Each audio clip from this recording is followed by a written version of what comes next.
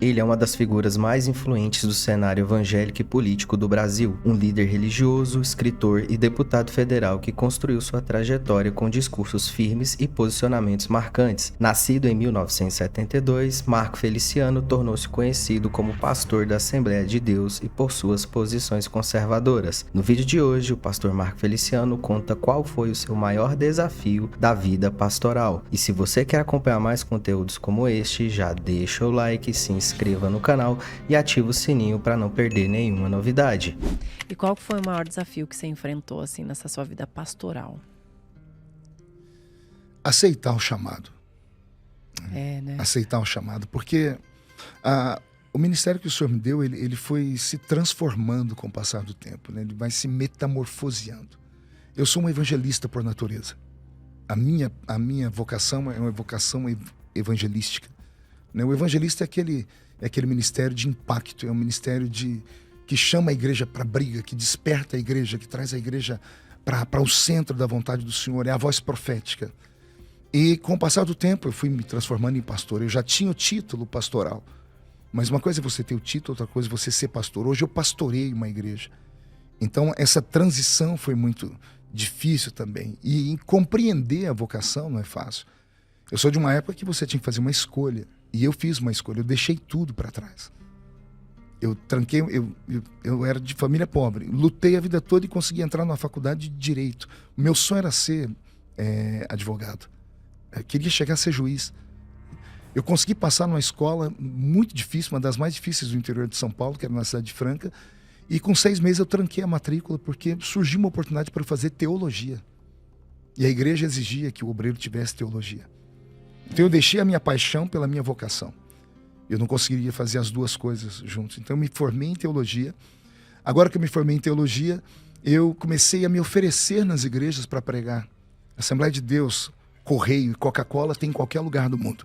Então eu chegava em todas as cidades, parava com o meu carrinho na porta da igreja, esperava o culto começar, entrava e mandava um bilhetinho para o pastor, ou mandava uma fita cassete. Eu comecei a gravar fitas das minhas pregações.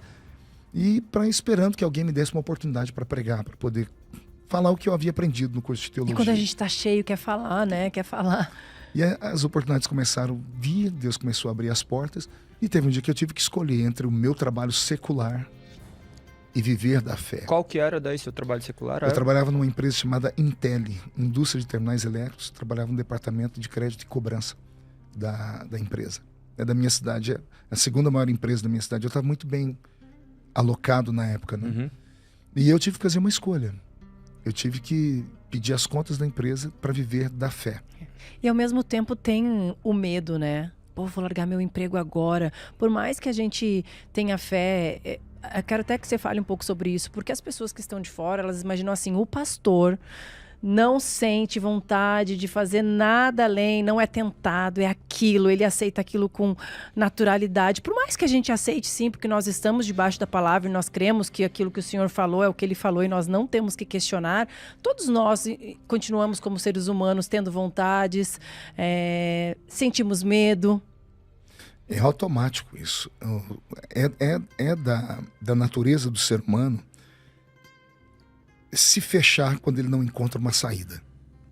E quando você fala em viver da fé, imagine, eu já era casado, já tinha uma filha, pagava aluguel, eu tinha uma brasilinha velha, que é um carro que o anticristo vai usar na grande tribulação para conduzir os desviados que ficarem na terra, que eu tenho pavor e trauma daquele carro até hoje. Então era uma vida muito pobre, mas era uma vida digna. E eu tinha onde, ganhava pouco, mas eu tinha onde me apegar. E aí, de repente, eu faço uma loucura. Eu vou na empresa e digo, olha, eu quero sair, quero que vocês me dêem as contas, porque eu vou tentar, vou viver da fé. Já era casado? Já era casado. Tinha já filho, tinha uma já? filha? Já tinha a Karen. A Karen era é a minha filha mais velha, né? Então, nesse período, foi um período muito difícil.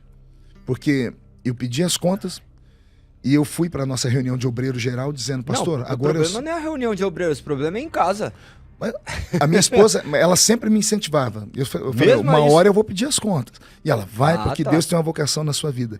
O dia que eu cheguei e falei assim, pedi as contas, ela teve uma crise de choro. Ela correu pro quarto e pegou a Karen. E ela fez a pergunta, como é que nós vamos cuidar da nossa filha? Aí caiu a ficha. Aí parece que eu tive um choque de realidade. Eu disse, o que eu fiz da minha vida? E o que você pensava? Você pensava assim, Deus vai prover ou... Eu tinha um esquema. Todas as vezes que você vai fazer isso, você tem um plano. Eu tinha uma Sim. estratégia. Eu vou para a reunião de obreiros no nosso campo. O nosso campo tinha 40 congregações. Eu vou falar com o pastor vai me anunciar como evangelista e as congregações vão me convidar. E as congregações vão ofertar na minha vida. Porque era assim que a gente vivia antigamente. Sim. Não havia cachê estabelecido para pregador e cantor. As igrejas doavam aquilo que sentiam. E era com isso que a gente vivia. Então, eu fui e falei, e o pastor fez exatamente o que eu pensei. Ele foi no microfone e disse, a partir de agora, o irmão Feliciano, que é diácono da igreja, ele está lançando como um pregador itinerante, e eu gostaria que todos que estão aqui pudessem convidá-lo, para que ele pudesse ir pregar na sua igreja, né? Eu fiquei todo feliz. Terminou a reunião, falei, vou encher a minha agenda agora de convites. Eu não sei se o pastor já tinha um código com os obreiros, e ele falando aqui, né, para eles fazerem exatamente o contrário, que ninguém mais me convidou para nada, nem para fazer festinha de criança. E eu era convidado para estar no campo todo pregando sempre. Todo sábado eu tinha uma igreja para pregar, todo domingo eu tinha uma igreja para pregar. Mas depois que ele me anunciou, ninguém mais me convidou para nada.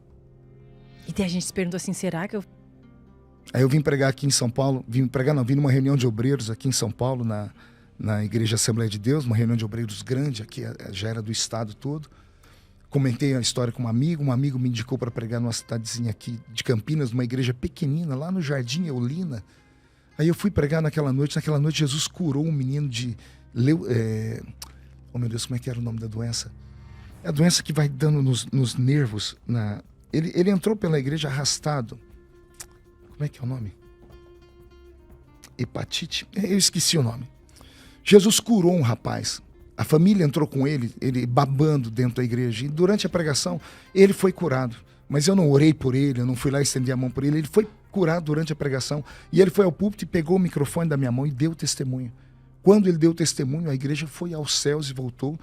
E ali tinha outros pastores, e outros pastores começaram a me chamar porque falavam que onde eu ia havia curas. E as portas foram se abrindo.